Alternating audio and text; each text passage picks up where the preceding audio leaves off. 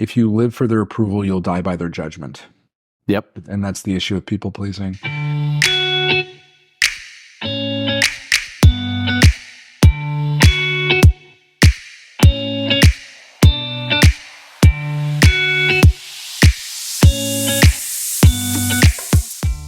Welcome to our third podcast, which we thought would be another one, but we traveled back in time from our podcast to give you this one at number 3. We had 1, 2, 4, 5, and 6 recorded. We're just still figuring this out. Thanks for joining us today. Again, if you haven't joined us before, we are Black Sheep Thinking, a company that helps people let go of the mistake of who they think they are in their thinking and open up to the truth of who they are. A spiritual awakening allows them to be their fullest version of themselves. I'm Morgan Pierce. And I'm Andrew Podvang. And today we are going to discuss a number of things based around the concept of people pleasing. That's a big one. Which is a major barrier for many people. Yeah. And I want to start off, if you are a people pleaser, know that we are both reformed people pleasers. Reformed people pleasers. And I wanted to let you know that we use terms like this, but they're not to describe you, but to define a behavior. It describes a behavior, doesn't define you as a person. Exactly. Yeah. It describes a behavior that could be getting in your way. Yeah. Well, not could be, but is getting in your way. Exactly. Of you experiencing the truth of who you are. Yes. Yeah. And if you're a people pleaser, know that it comes from a good place. So we're not bad-mouthing that situation. We're just saying there is healthier methods. Yeah. That'll occur. And so let's start off with, I'll start off. I always thought if I made people happy, and I think this all starts for many people in childhood, of the affection of their parents, the affection of their teacher, the validation from our bosses, our partners, our dates, or whatever that we're doing. That we think if we just get enough people to see us, that we would be safe, and approved and validated. And so, I know for me, for a lot of it for me, because I was very young when I became a dad. A lot of it for me was like, if I had happy kids, I just wanted to please my kids all the time. I just wanted them to be happy. And so I would, go to whatever lengths it required to make my kids happy. Mm-hmm. Yeah, because that actually is a great place to start. I mean, of course you would. Of course, if you're dealing with people pleasing, the foundational piece of a healthy human is to love and be loved, to want to be loved and to love others. But then that transitions at a time into an unhealthy identity to want to validate ourselves through making people happy. So it seems like it's a good thing to people please. I've had people say, wasn't it good to please people? I was like, well, yes and no. I said tonight to somebody, it's like, if you live for their approval, you'll die by their judgment. Yep. And that's the issue of people pleasing, is that even great people pleasing never lasts very long, because you'll please people and then feel you have to continually do it. Yeah. It's just, sand through the fingers. So if you're people pleasing, the opposite, I posted a great thing today. We talked about it earlier before we got on camera, the difference between people pleasing and service, because we want people to experience themselves as service. Yeah. And there's a massive difference. For me, I got rid of the word obligation many years ago. So it was like, because if I'm obligated, that's not service. That's people pleasing. That's a more recent one for me that I've gotten rid of. Obligation. Yeah. And it's made a big difference in my life, because it's like, it's taken away that feeling of like, oh, if I don't show up to this event, if I don't show up for this person, I'm letting them down and they might not be happy with me. Right. And then there's a risk of everyone hates you in Kingston. And it's true that we worry about that. We catastrophize, like we talked about in other episodes, like we worry of the social, oh, you don't care. Really. And so like we convince a lot of people, the obligation piece embedded in that is if I do it because I want to. So the thing we posted that I thought was beautifully worded by this guy, he said, the difference between people pleasing and service, worded, the people pleasing service is, if you're people pleasing, you're doing it because you're trying to get love. If you're service, you are being that, or you're giving love. Yeah. And in asking if you're doing it because you love the thing that you're doing, or you're doing it because you're hoping to be seen, or you're hoping to doing it for the outcome, for a perceived outcome. Yeah. And so it exhausts people. People pleasing and is a very tough thing for people, because they think their whole thing is about that. They forget they're part of the formula. Yeah. And I don't want people to see people as above or below, but Yeah. as the same. Yeah. Yeah. I know I mentioned it kind of briefly there that it was my kids that I would try and people please all the time. And one of the big changing factors for me was realizing that all of the knowledge that I've gained in my life and all the things that I've grown from in my life were the toughest struggles that I went through. And so not trying to pick them up and always save them from that struggle to try and make them happy, and realize that sometimes they gotta struggle through it a little bit, and I can be there to catch them when they fall. That's true. But not always feel like I've got to do the saving and the pleasing. Right. Support versus rescue. Yeah. That's good. Yeah. It really cuts on the concept of like, I think I'm being a nice person when I'm helping people or I'm pleasing people because it makes me feel good. And that's the issue. There's a bit of a dopamine reward of like, I made help someone, I feel good. And you think, as a coach, you people please look, no, we serve. Yeah. And so, yeah, there's sometimes people are not very pleased with us. yeah, it's true, because not because we're being mean, but because we're opening up a piece of a mirror to them and have to look at it.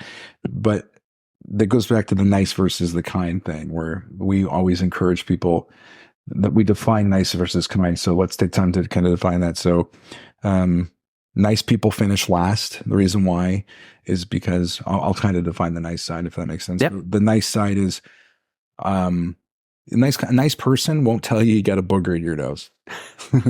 A kind person will. Yeah. So don't be nice. Nice worries about themselves in the conversation. Yeah. Nice people worry about perception, their identity. They worry about what they're about to say. They want to figure out strategies to be careful how they deliver a message to someone because they don't want to offend. They say things like, I don't want to risk the relationship. And might argue, as soon as you say that, there is no relationship. Yeah. Nice wants to take something on the other side of the table.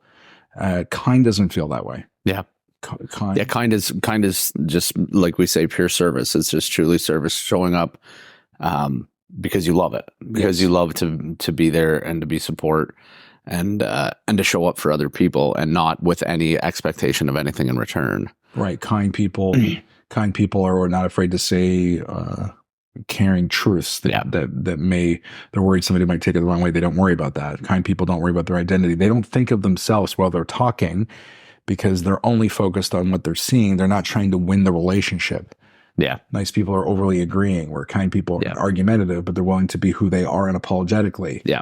I saw a video actually the other day that was the same idea, same concept of like somebody who truly loves you won't let you settle for getting off with things, right? Yes. They'll call you out on the things that are costing you your happiness. Yeah, nice person will. Yeah. Right? Oh, that's not my thing. I shouldn't say anything. Yeah.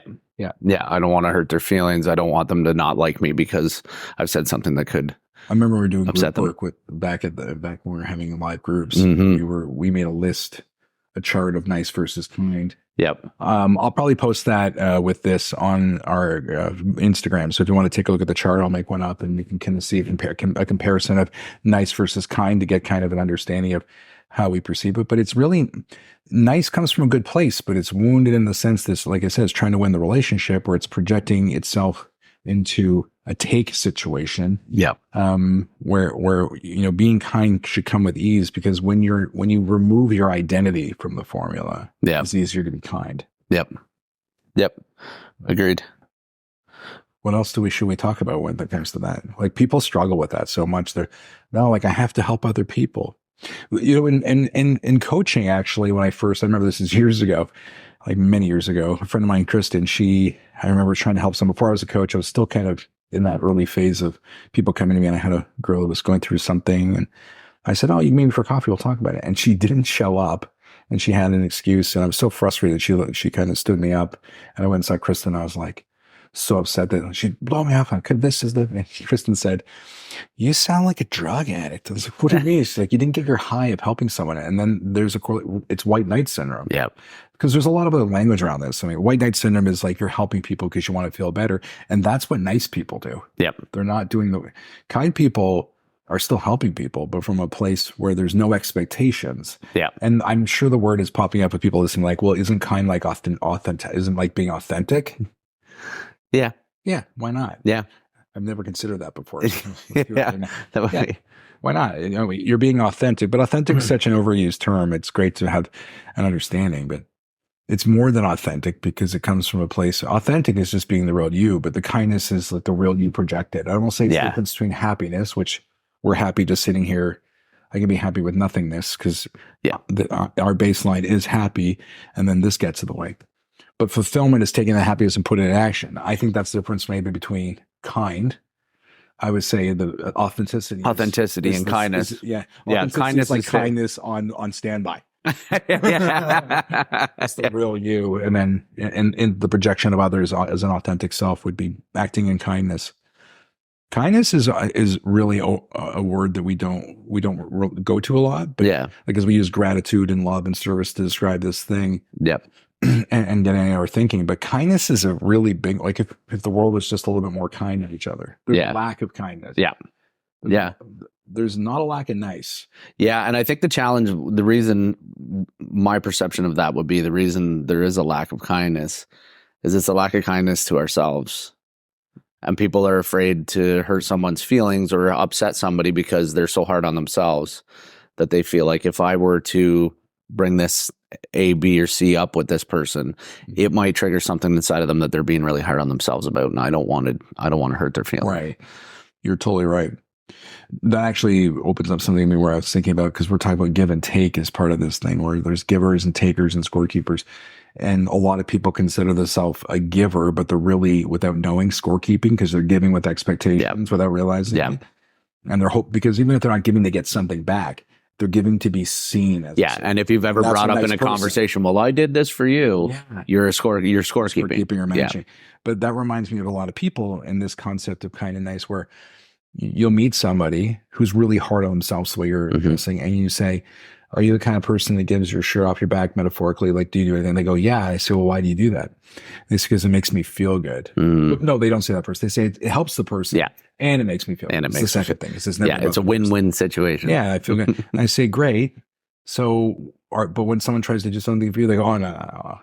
Yeah. Cool. Let's look at the hierarchy. When you give, you're saying, when you don't receive and you give, you're creating an imbalance, because what you're saying is giving comes from a place of hierarchy. I'm a good person. Yeah. And taking comes from weakness, which is why you won't take, because you don't want to be seen as weak. So you're also not allowing another person to give to you and receive. So it's not this or this. It's supposed to, let's balance it off where I love receiving. Yeah. It doesn't mean from the same person. That's scorekeeping. I don't buy a coffee. It drives me crazy. You bought last time. If you're listening to this, Tim Barber, and I hope you are, it's like the first time we met, he's like, oh, you bought coffee last time. I'm like, no, I'm buying coffee every time now. And I just buy the coffees because I don't want people to think that there's this reciprocation indebtedness as humans that we feel like we don't want to take advantage of a situation. But I always think it's not taking advantage if I'm willing to receive. People have bought me coffee before. You bought me coffee. Other people, as long as there's, and I've watched other people buy coffees to the group. I've received. When you are willing to take and give, that's really a nice balanced situation where people feel like, oh, I don't want to impose. But and those same people that are giving and giving and giving eventually feel like they break sometimes, and you're like, no one's seeing me. I'm not getting what I deserve. I'm like, are you willing to receive? Yeah. And that's the whole, I want to look like a nice person thing. So I have to decline. Yeah. I have to decline the don't buy me lunch. I have to decline. And not just monetary stuff, even compliments. Yeah. If you try to say something nice to somebody, it's weird how people will take it. You'll walk in and be like, oh, that's a nice shirt. Someone's like, what's wrong with it? They're in such a mindset. Yeah. No, I said it was not, I don't know what part of that was. I was actually talking to a young guy the other day who was telling me his dad was in a rough situation that was outside of his control financially, and called upon him and said, hey, I just need to borrow a bit of money right now just for the interim until I can get through. And he goes, I never thought I'd have to help my dad out. I felt really bad for him that he had to come to me and ask for help. And I'm like, well, take a second though. How did it feel for you to be able to be there to support your dad? And how many times has he been there to support you? And he's like, that actually felt pretty good. And I'm like, so think about how that's come around for you, and that it's like you get to be there and support him in a time of need. And there's no hierarchy of like, because he's your dad, you should, if you have gratitude, if you become grateful for that moment of the fact that you're able to support him and help him in that moment, then it takes away that feeling of bad and that sadness of. That's a really good story, because it kind of made me think, transition into how many, like, let's take that further. How many people are afraid to ask their employees for help when their bosses? How many people are afraid to ask their kids for advice? Like, I was talking to Julie today, and she mentioned that, it's surprising how often she said you can ask your kids and they give the right answer. And I was like, to a certain degree, because they start to unlearn and they have their identities kind of imprinted in them in school. But there's nothing, I think, that's more educational and understanding that, like I always tell you, my son's my coach, and I watch him. It's more about watching him, just because we always say more is caught than taught. Yeah. But not just from him watching me. Parents think that. I watch my son and I learn openness and like confidence and understand humor and patience sometimes. Yeah. But I learned so much about the world from him that just from observing that, if I look at him, but if you look at it from any relationship from a place of a hierarchy of a title or age, then I think you're really missing out on the fact that we can all learn from each other. It's the same thing about that reciprocation piece. Yeah, I think I was thinking about that actually the other day, how my relationships with my kids, it's shifting now that I've become less of like this dad who's like got it all figured out and trying to pretend to them like I've got it all figured out. You got to come to me for knowledge and for understanding, because I'm your dad and I've got it all figured out. And now that they've, we've had the conversations and they're starting to see that, dad's human too. Mm-hmm. Dad has his human moments. He struggles as well. He doesn't know everything. And the second they see that, they're like, oh, he's no different than I am, right? Like, great to be human. Yeah. Yeah. It teaches your kids they have the same freedom to not be perfect. Yeah. And that's important. I think the pressure that kids see, I don't know if, did we tell the story already about, I think we did about, or in the future about Marshall and his basketball thing. I think we did about the perfection. Oh, yes. Yeah, we did. That's what reminded me of. It's like, I want kids to recognize like it's okay for them to learn and grow. The number one fear that people have is a fear of failure. Yeah. I mean, outside of public speaking and all that stuff. But I mean, when we talk to clients, they're like, I'm afraid to fail. And I hear that all the time. And I'm like, but it's not true. It's not. We fail all the time. We're just afraid to look like a failure. We're so afraid to disappoint other people and not be enough, because it reinforces our own self-belief. And if we can help people realize, like, it's the same thing with the giving and taking, going back to the people pleasing. We're so afraid to be looked at as takers. Yeah. But I mean, I think that's impossible unless you are, like, if you're afraid to be seen as something, you're not that.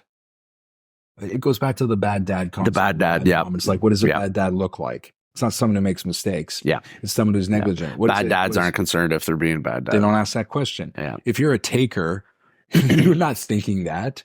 Yeah. You're not thinking, did I take too much? I mean, I know when it comes to pizza, I used to probably take a slice of it. For me, for sure. Pizza. But I mean, that's the pizza math, right?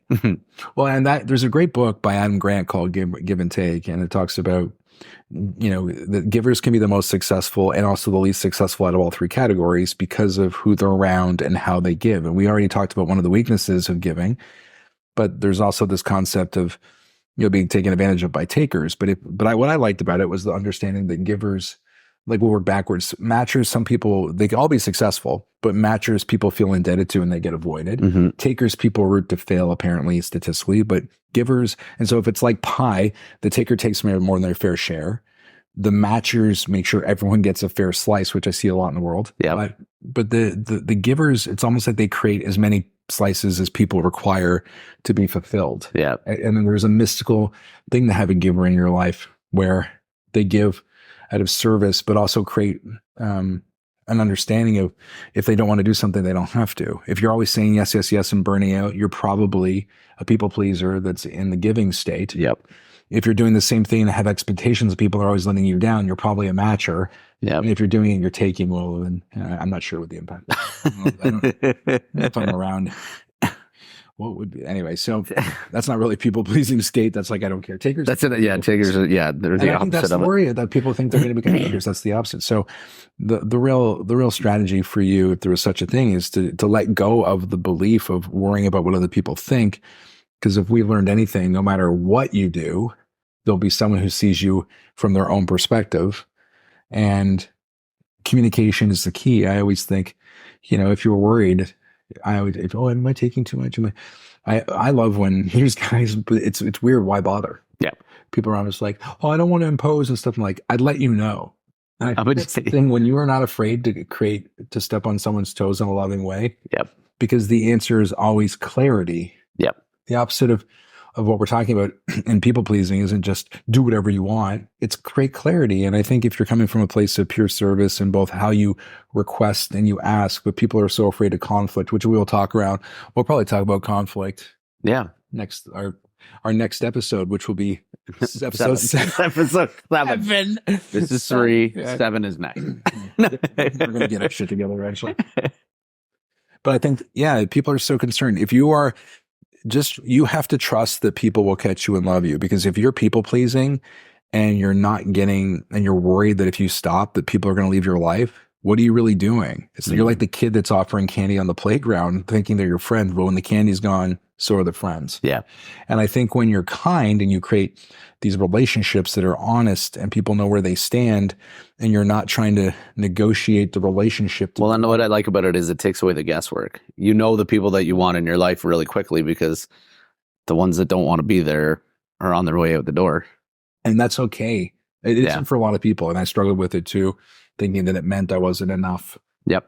Or it meant that I did something wrong, or I couldn't be what I needed them to be to like me. And that's the problem with the people pleaser, because when you're unsuccessful, you're like, I didn't give right.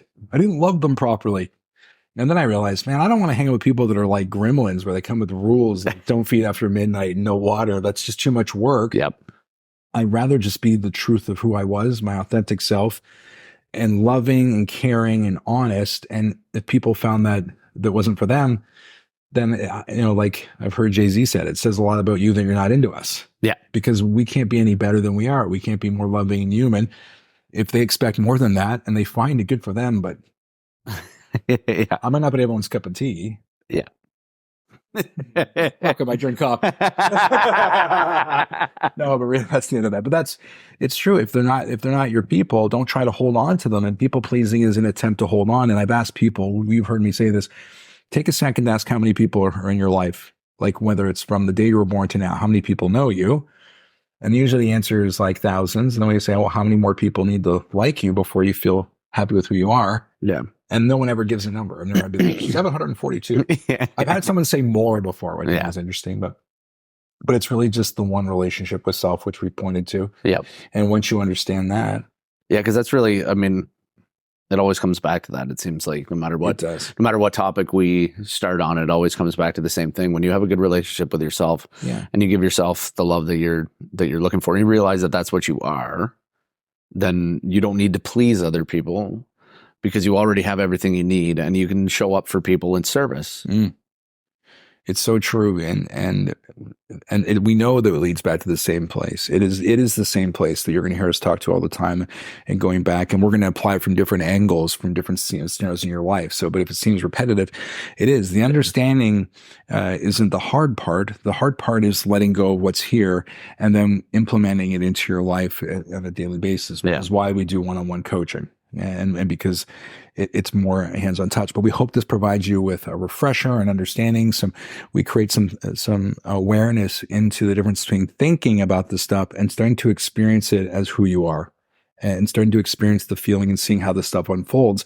I don't want you listening to this stuff and either agreeing or disagreeing. I'd rather it hit you neutral and then see if it creates something inside of you like, and then that feeling that you're like, what if I spoke from that spot? What if I work from that spot? What if I didn't have to please people because I am love? Mm-hmm. I am service. Mm-hmm. And instead of thinking that's the third party thing of the creation you've made, that you kill that masked creature of calling your identity and take a risk on being love and loving from a pure spot, not holding on because you need to feel better about the relationships, which is the root of people pleasing, being nice, and scorekeeping and all the stuff that gets in the way. Yep. I think that's our time for today. Yeah. Already. Yeah. We've gone through this stuff. Thank you so much for joining us again. Thank you for watching. We love these. Please Yep. all the stuff you're supposed Yeah, to. don't forget to like and subscribe. And if you have any Make sure you questions, come back reach for out. more. Yeah, blah, blah, blah, yakety yakety. But we look forward to seeing you in the future at episode 4, 5, 6, and then eventually 7. Thanks for All right. joining us. Much love.